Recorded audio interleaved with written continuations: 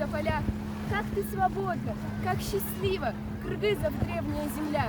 Бишкек, как жемчуг в чудной чаше, священный праздник всей страны, день независимости нашей, расцвел, как в первый миг весны, скрепленный силою народной, пусть встанет в ряд великих стран, как горы, гордый и свободный.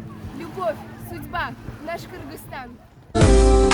Берекелүү жерим Кыргызстаным, ата мекеним, ардактуу жерим, кылымдарга сени ырдап келемин.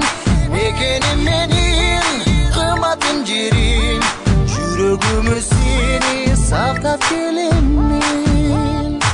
Аргасыз кетсең да, алыска жетсең да, сагынарсың ыйык мекенин. Биримдиктүү элбиз, өлүмгө себепсиз, кыргызмын деп коргоп намысты. Мейиштин төрүндө бермедин